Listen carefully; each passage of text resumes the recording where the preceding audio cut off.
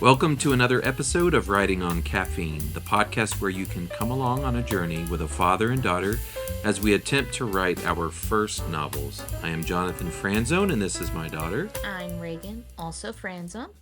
We are recording again at my house, which is our usual location, Mm-hmm. and I am drinking bourbon neat. This is a Brothers Bond straight bourbon whiskey. I can smell it. It's good. It smells like it burns. It burns a little. I'm drinking Earl Grey tea with a whole lot of sugar and a little bit of half and half. Oh, that's good. I like Earl Grey. Mm-hmm. Hot, as Captain Jean-Luc Picard would drink it. Mm-hmm. I don't know who drinks Earl Grey cold, but Weirdos, probably. yeah. So, how's the writing going? It's going, actually. Hmm? I tallied it up like a week ago, and I have about 1,200 words. 1,200 1,200. or No, 1,000? it's got to be 12,000. I Yeah, think 12,000. I think 1,000 is right. Because I could write 1,200 words in a sitting. Yeah. I know how to do math. 12,000 words. That's really good. That's quite a bit more than me. I have been working on my book, but it's more in the realm of outlining. Mm. I'm the forever outliner. You got to get out of that, bro. I know. We need to do a writing session tonight. But I've almost so I did an initial outline of the entire book, but now I'm like for each scene, like I'm outlining exactly what's going to happen in each scene. So it's kind of like I'm writing because I'm kind of imagining it and going there. I just have to put the words down. When we do our next writing session, you just have to write a scene. Right. So I literally could pick any of those. I've got about 10, maybe 12 ready to go. I just look at the bullet points that I have and just write that. Mm. So Fancy. we need to get that done this year. I just am We're flying. halfway through the year. I know, it's wild. Yikes. But no, at this point I'm just flying by the seat of my pants. That's good. I've completely abandoned my outline. Yeah. It doesn't even match my story. Really? Yeah, You it's just something else. That's cool. So you've become more of a pantser and I've become the ultra outliner. Yeah. I didn't think that would happen. Yeah, that's funny. So tonight we're going to talk about trauma in fiction, Beautiful. specifically how to use trauma in developing characters. Mm-hmm. So, trauma refers to a deeply distressing or disturbing experience that overwhelms an individual's ability to cope. It causes feelings of helplessness, reducing their sense of self and their ability to feel a full range of emotions and experiences. Trauma can have a long lasting effect on a person's mental, emotional, and physical well being. So, using trauma in fiction can really add a lot of depth to your characters and drive the plot in interesting ways. It shapes how characters think, what motivates them, how they act, Yep. and this influences their interactions and decisions throughout the story. So, when you portray trauma realistically, it makes the narrative more authentic and emotionally compelling. When you write trauma badly, it puts me in a blind rage because I'm like, what is happening right now? Right. Why is this character acting like this? Yeah. Because even if you've never experienced trauma, I feel like it's kind of like in your brain like how someone could potentially proceed after trauma, Right. like how that's going to affect them. Not, you can't like fully, Yeah. but I feel like you could have some small guess at least. And if you don't know how to write someone with trauma, do some research or just don't write someone with trauma. Yeah. Well, I think you kind of need to write trauma in order to have any kind of compelling story. So stories in themselves are trauma centered. This is true. Like the hero's journey, you have a hero and their natural state, and then they're pushed into some sort of situation Mm-hmm. which causes them to go on this journey. And that in and of itself is trauma. But I think a lot of what we may be talking about tonight is the background of your character, what Mm-hmm. kind of trauma is leading them to be this type of person in this story. Right. So, and it in real life, trauma in many ways can be predictable, but the way people respond can also be wildly unpredictable. Yeah. Trauma can be a catalyst for growth, conflict, and resolution. It can give you a chance to explore themes of resilience, healing, and the human capacity to overcome adversity. So I've got 6 ways, and we can come up with more if you think of any. Mhm. Um, how trauma shapes a character's personality, motivations, and actions. So the first one is defense mechanisms. Mhm. Characters might develop behaviors like avoidance, denial, or aggression to cope with emotional pain. Yeah. And this is based in very real world trauma. Yeah. So, because if you experience a certain type of trauma and your personality just leads you to react a certain way, if you in the future see that same situation arising, you're going to be very defensive against it because you don't want to experience that again. So, however you cope with that will probably surface again. Number two is changed worldview.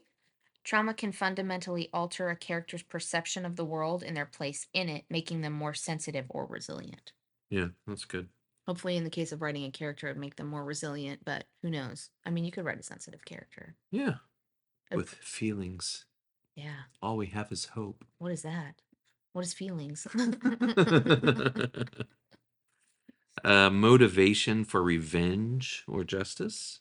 So, traumatic experiences can drive characters to seek revenge or justice, becoming a key plot driver. So, this just popped in my head, but a really great example of this is Inigo Montoya. You killed my father. Prepare to die. Yeah, Yeah. that's a great one. And the really interesting thing about that is they followed it to, the logical conclusion of he kills what's his face? I can't remember the guy's Count name. something or other or whatever. Count Doofus. Yeah. With the six fingered man. He Yeah, kills the six fingered man. And then he's like, I don't know what to do with myself anymore. yeah, 'Cause this was literally my entire life was that was his. planning to kill this guy. Yeah, yeah, that was really good. Another good one is Batman. Hmm. I don't know Batman. So Batman's backstory is that he watches his parents get murdered in a back alley. Oh, that's not cute. That's trauma. That is drama. And so he becomes this billionaire overnight kid, and then he wants to clean the streets up, which is why he becomes the Batman and vigilante justice. Okay, that makes sense. Yeah. That checks out. So, hypervigilance and risk taking. Characters may become excessively cautious, alert to threats, or alternatively engage in reckless behaviors. This fun kind of makes me think of in Twilight when Edward breaks up with Bella Yeah. and she starts like jumping off cliffs and riding motorcycles and stuff. Yeah. She engages in reckless behavior just like to Very feel reckless. something. Yeah.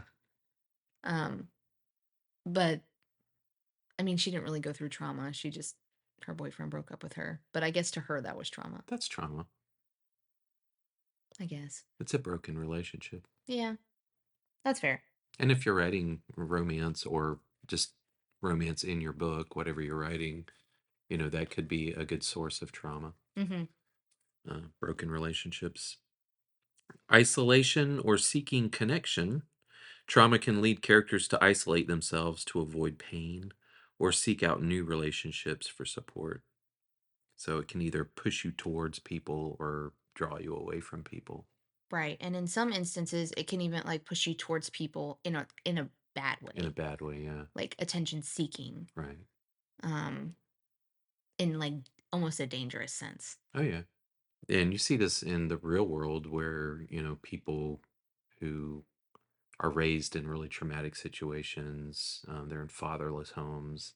They get, in the case of guys, oftentimes they get pushed towards being in gangs and just hanging out with people who just lead them down a bad path. And with girls, they end up being very promiscuous and Yep. being in really hurtful relationships. Hmm. Compulsive behaviors. So characters might develop obsessive routines or habits as a way to regain control over their lives.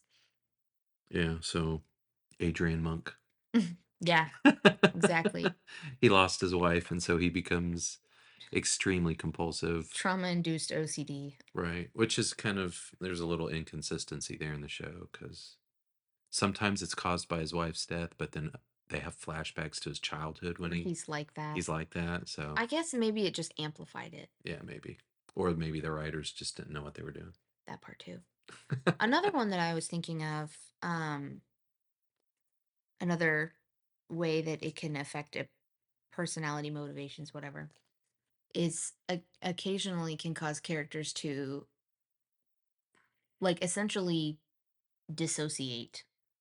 Right, Um, not like, I mean, you know what I'm trying to say. Like they kind of either become like completely flat right. without emotion, No emotion. or they have like large gaps of missing time Right. because their brain's like blocking out traumatic events. Yeah. Um, Or they have split personality disorder. no, No, that's fake. it's fake. But people like to write that in books. Hmm. All Wow. right. If you can't think of any more, then we can just talk about some examples. Okay. These are the ones I came up with, which I did put on the top of the list. Hunger Games You're by becoming Suzanne a Hunger Collins. Games fan. Yes. So in my reading, I am in Mockingjay. I'm towards the end of the book now, so I've read all three now. Proud of you. Almost all three. Yeah. Proud of you. So now we can talk Hunger Games. Yes, finally. Katniss is like the epitome of traumatized. She is extremely traumatized. I love that about those books Yeah. because I feel like Suzanne Collins writes her trauma really well. Yeah, she does a really good job on it. And Haymitch. Yeah. His trauma is really well written too. Yeah, in the beginning you kind of hate Haymitch because he's not helping Katniss and Peeta and he's just kind of a jerk. Hmm. But then as you go along and you realize how much trauma he's had in his past and why he's the way he is. Right. And he actually has a good heart and wants to help them and save them. Right. But kind of that dissociative thing that you mentioned in the beginning, that's kind of one of his coping mechanisms is he doesn't want to associate with this. He doesn't Hmm. want anything to do with it. Right. So he drinks himself into, Into oblivion. Yeah. right. Um, makes himself a joke to the Capitol so they can't use him. Right. Which is, I guess, kind of an aspect of seeking attention in Right. the wrong way. In the wrong way. Yeah. Um, I mean, even like Finnick Yeah. is so traumatized, all he can do is like stare at the floor and tie knots all day, Right. talk to Yeah. himself. Like, And of course, Katniss, her major trauma was her dad's death, mhm, which left her in charge because her mom didn't handle the trauma well and just checked out. right. So she basically helped their family survive, Hmm. which is a hard thing for a young person to do. And then surviving the first Hunger Games. And Not then, to mention the games where you have to kill other kids. right. When she's only 16 years old. And then surviving the second Hunger Games, being reaped a second time, Right. surviving the Hunger Games again, and losing all of the people that she grew close to. Trauma bonding. Yeah. That's a thing. So the Harry Potter series as well. Hmm. So Harry grows up without his parents. They were killed by the Dark Lord, and so he's got that trauma just knowing that his parents died, and then living with his cousin Hmm. and his family, Dudley, and they hate him. Yeah. So I'm surprised Harry isn't written as more traumatized than he is. yeah, he kind of just seems to take it in stride. Hmm. But yeah, I mean, I guess his trauma in his case pushes him to excel in everything he does, Hmm. which makes sense for a middle grade Right. book because that's what kids want to see themselves as, you I know. feel like if it was like a YA or an adult book, I think we've talked about this before. Harry probably would have ended up like resenting the wizards for abandoning him, Right. and then probably ended up becoming a terrible person and bad guy. Fan fiction idea. Nah, pass. No, pass. They also experience a lot of trauma as they progress through the series. Like Hermione has to erase her parents' memory of her. Oh yeah, that was tough. Ron gets lynched. Splinched. Splinched. Not lynched. That's being hung, isn't Yeah, it? that's a different thing. It's so close. Splinched. Right. They lose their home They literally encounter Voldemort like every single year, every year. Yeah. except for the third year. Yeah. And And that year they get chased by a werewolf. right, Harry has the trauma also of like the entire wizarding world at one point thinking he's just a liar who's making up all this stuff. Right. He watched Cedric die. You watch Cedric That's die, like one of his worst traumas, is just watching Cedric die. and then Sirius dies. He watched him Oh my die. gosh, that's so sad. Oh, So much death, I know. but he keeps going. Yeah, wild. Yeah. I just curled up in a ball. Like, goodbye. Hello, darkness, my old friend. Like, well, just let Voldemort come find me. Right. I'm done. I'm too tired. Let's do this, buddy. Come on. So one that I often bring up, Ender's Game Hmm. by Orson Scott Card. This young boy, I think he's 5. I don't know. He's extremely young when he's put into this program. But in the very beginning, like he gets bullied by these kids and um like takes on the main bully and puts him in the hospital. And so he's kind of dealing with some aggression issues there. His older brother, Peter, is abusive to him and makes him play this game where Ender pretends like he's the alien and Peter's like conquering him and he's constantly just like beating the crap out of him. Oh, cute. And then he gets thrown into this training situation where it's a high stress situation and there's this other kid in there, Bonzo, who thinks he's the best and he, bullies him basically and Ender ends up defending himself against this kid and he dies. Oh, The other kid dang. dies. And so he's dealing with all this trauma. Um, Whoops. but in Ender's case, like he has a lot of emotional issues that come out in the book.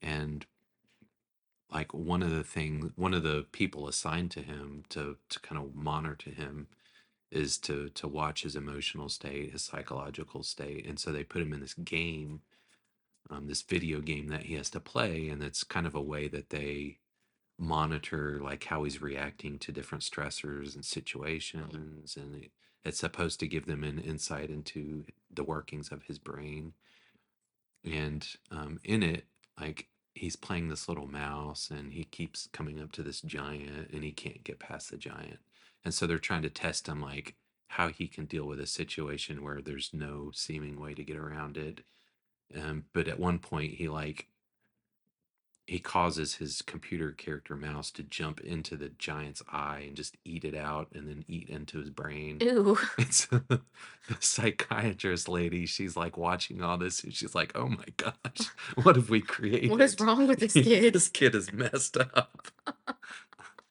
But in the end, he ends up being the perfect tool to wipe out this alien Alien. race. Um, I guess partially because of all that trauma. Right. Like he doesn't want to be bullied so bad that he's willing to take out the other person to the extreme so that they can never bully him again. Which is kind of terrifying. That is a little terrifying. And so the next two I haven't read, but I know Um, you have. yeah. So the next one on the list is Divergent.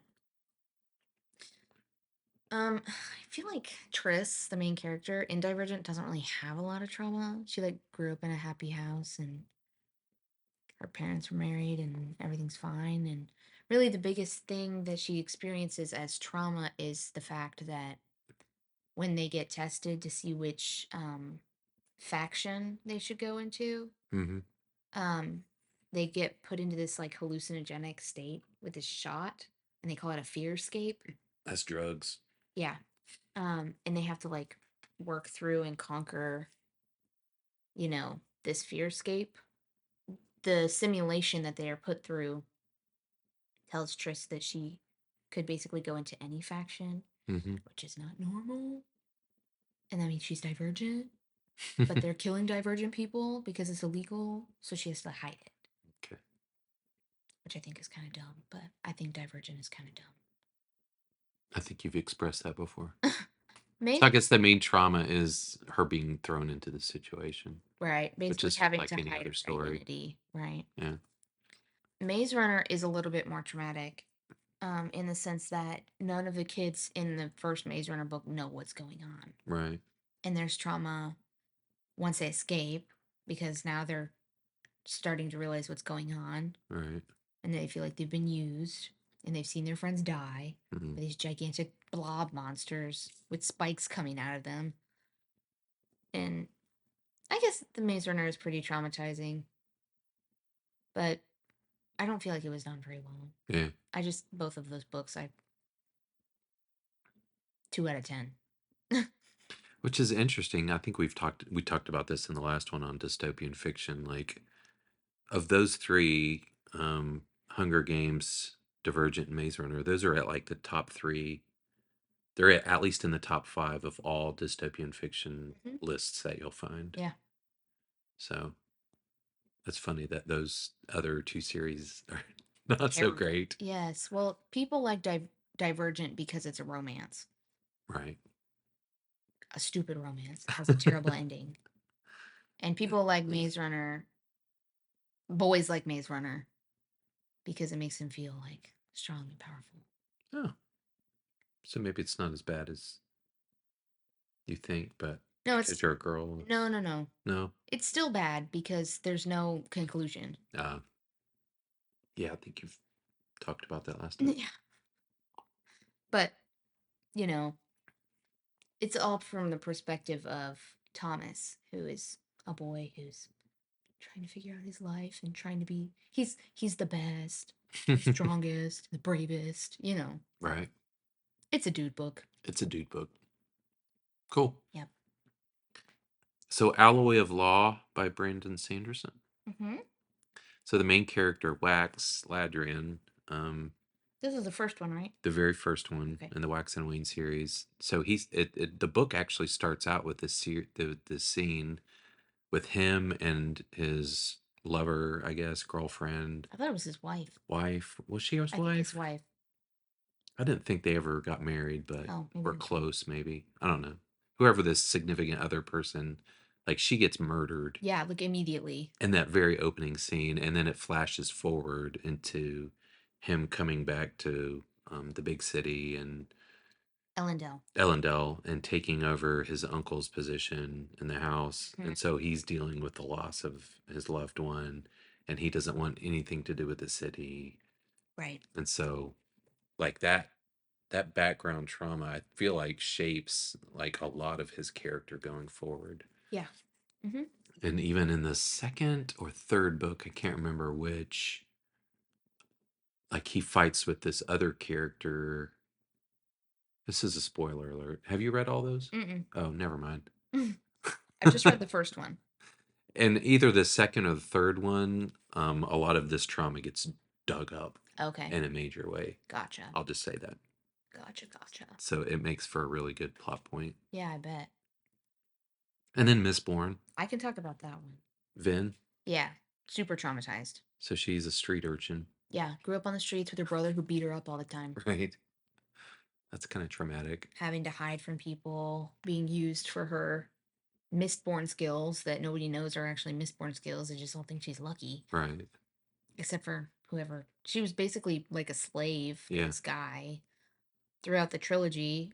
I feel like it's not as much like they're getting I mean they are getting trauma inflicted on them, but like it's more like stress and high stakes. Yeah.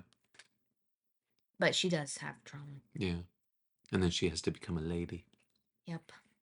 And then I have the Dark Tower series by Stephen Mhm. King. A really good series. I've talked about this before, but Roland Deschain, one of the main characters, he walked in on his mother having an affair, Ew. like in his adolescence, I think.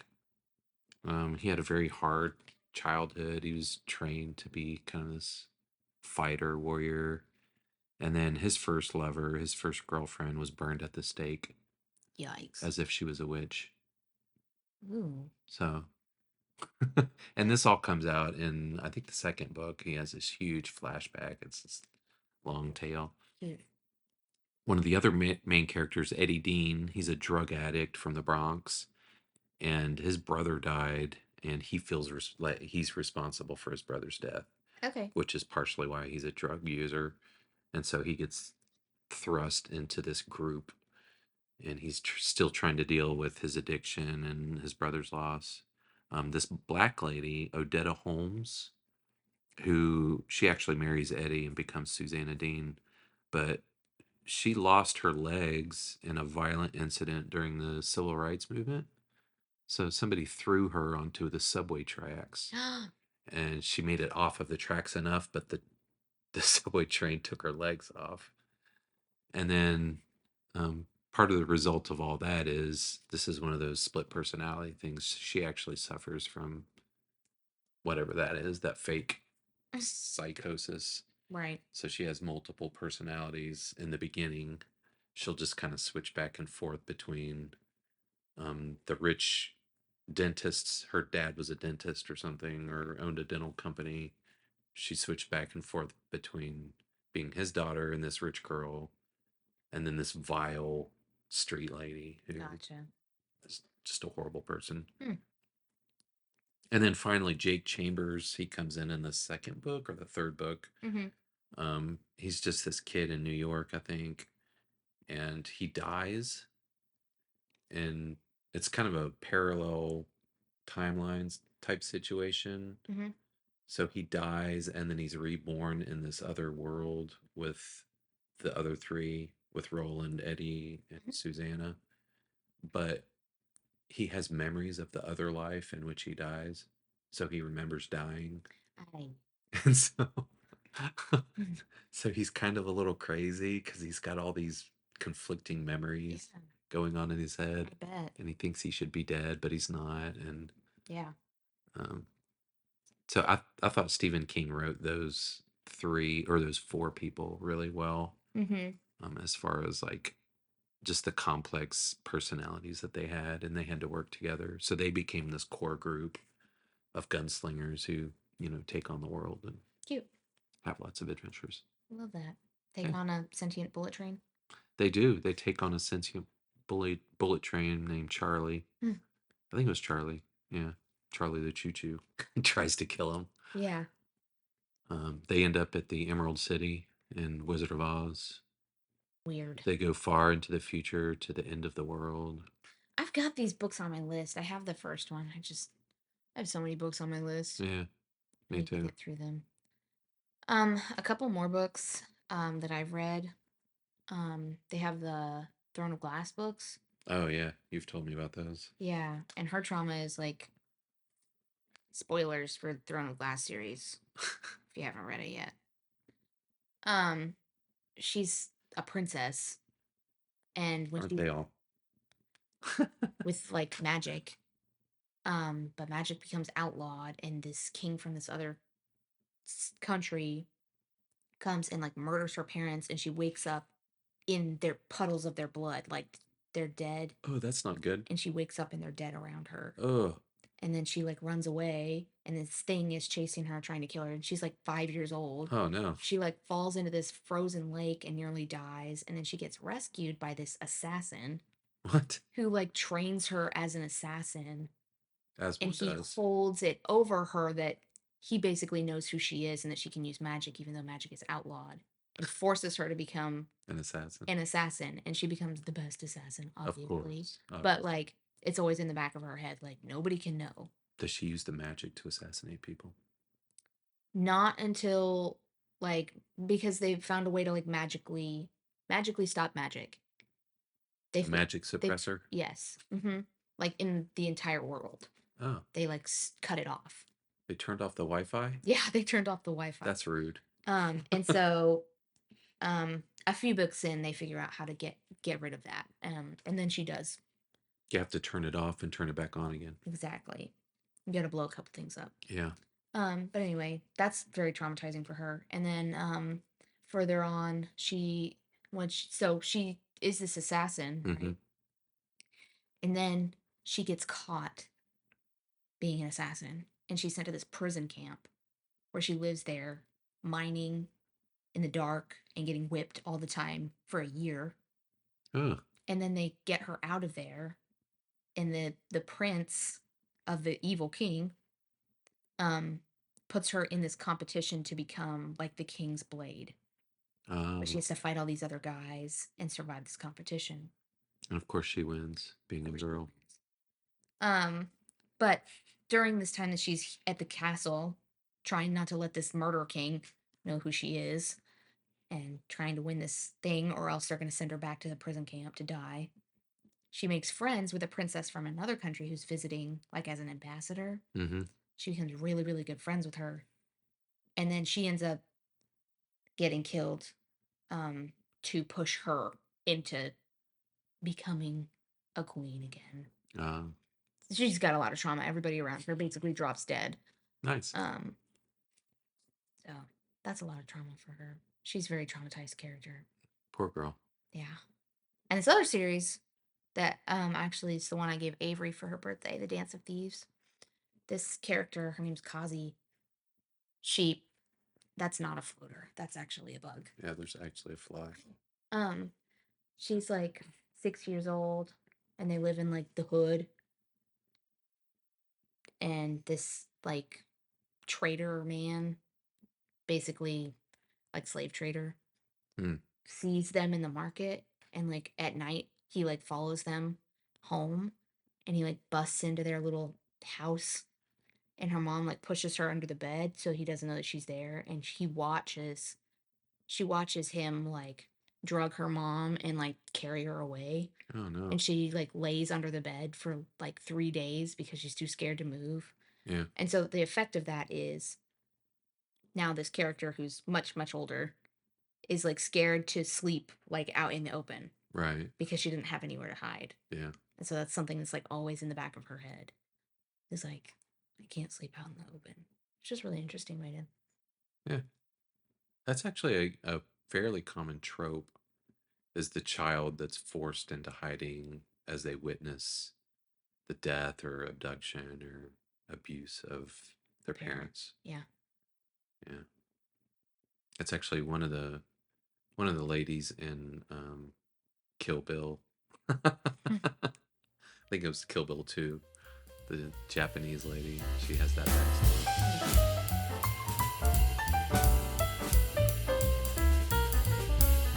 So before we close, tell me about the books that you have finished since last time or are currently reading. And I'm sure this list is long for you. Yeah, we've been gone for a while. It's been a hot minute. The Yeah. funny thing is, I'm actually 4 books behind on my reading schedule. What? But so since the last podcast, I finished Divine Rivals by Rebecca Ross, Ruthless Vows by Rebecca Ross, Love's Enduring Promise by Jeanette Oak, The Last Blood Carver by Vanessa Lee, Your Blood, My Bones by Kelly Andrew, Dance of Thieves by Mary E. Pearson, Words of Radiance by Brandon Sanderson, and Vow of Thieves by Mary E. Pearson. Nice. And I'm currently reading is Oathbringer. This book called Threads That Bind, which is kind of like a moderny Greek dystopia book. Greek dystopia. Yeah, it's interesting. The Hobbit, technically. I always forget about it. It's been what, 2 years? Zodiac Academy 8. Cool. Yeah. And I'd like to start The Giver at some point. Mm. Fit it in there somewhere. I think it's probably in a box in your garage right now, so All right. it's gonna be a minute. So since the last time, or during the last podcast, I mentioned the Brothers Karamazov, which I've kind of put on the shelf. Yeah. I'm not actively reading it. The Druid by Jeff Wheeler, I finished that one. Good job. I was reading Good Omens by Terry Pratchett and Neil Gaiman during that time, which I have finished. And then I've also finished since that time War Cry by Brian McClellan, which was an interesting kind of military, just trying to survive book, but with fantasy elements. Mm. They were like, this main character was a shapeshifter, so he could turn into this like reptilian, like beast type thing and fight, or just be a soldier. Mm-hmm. The Original by Brandon Sanderson and it's one he co-wrote with Mary Robinette Cowell. Mhm. It was a interesting story about this lady. She just kind of comes to in this doctor's office, and they're asking her all these questions.